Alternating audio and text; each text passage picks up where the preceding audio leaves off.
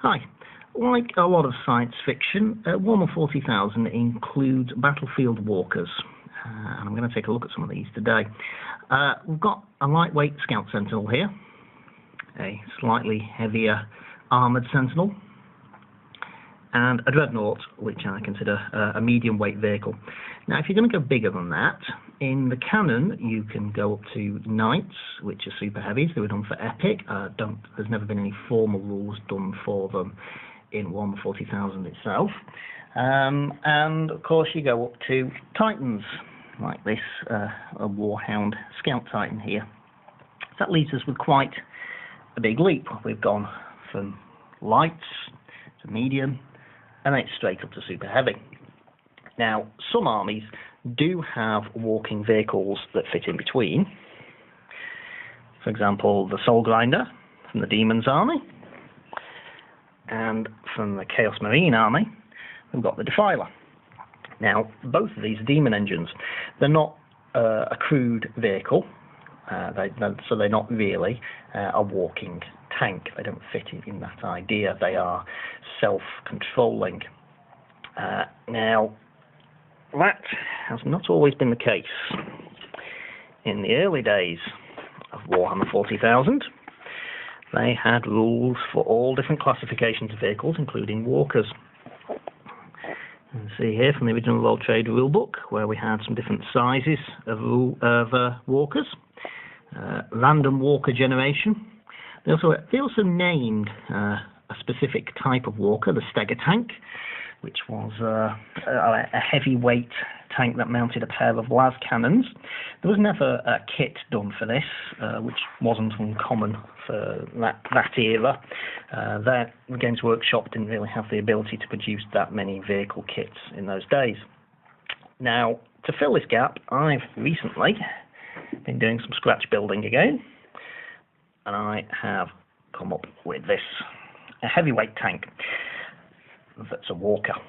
Now, I don't have a proper name for it yet. I've been thinking maybe the Sentinel, although I've also been considering just a more technical term of ABC Walker for Armoured Bipedal Chassis.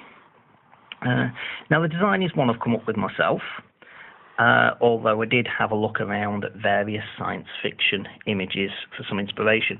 One thing I noticed about them all is, even though they're supposed to be walking tanks, none of them had a turret. And I thought, well, tanks really ought to have turrets.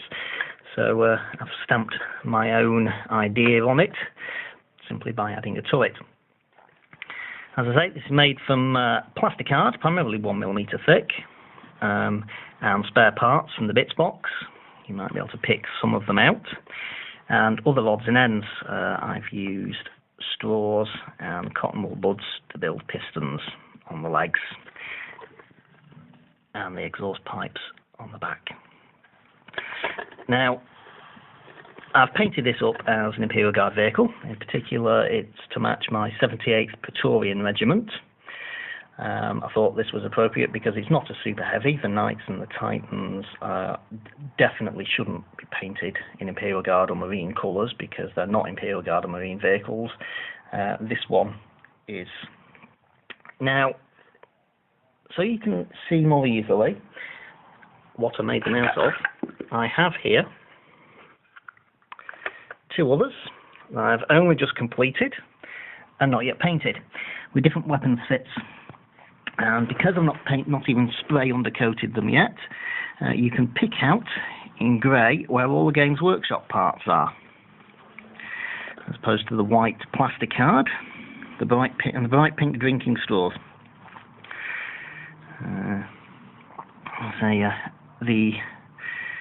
This cannon, well, the two parts of the cannon, they come from the original Lehman Russ kit, so I'm limited in how many of this particular type I can make, because you can't get that kit anymore. Same actually goes for the legs. For the legs, the lowest part, I've used some of the wheels from the old Lehman Russ Chimera Basilisk kits, and on each of the joints, that detail again comes from one of the wheels sliced off with a craft knife. The top of the hull, we have got the turret mounting from the Rhino-hulled marine vehicles. I had quite a few of those spare. And there's a matching disc of plastic art underneath. And this one mounts a Punisher cannon, one of the few I've got. Although they are available, I won't be buying any of those kits, so if I do decide to do more of this, I'll have to get those off eBay. Again, bits of wheels on the legs, drinking straws at the back. You can pick them out on the legs as well. So we have it, a full squadron. Each of the different weapons fit.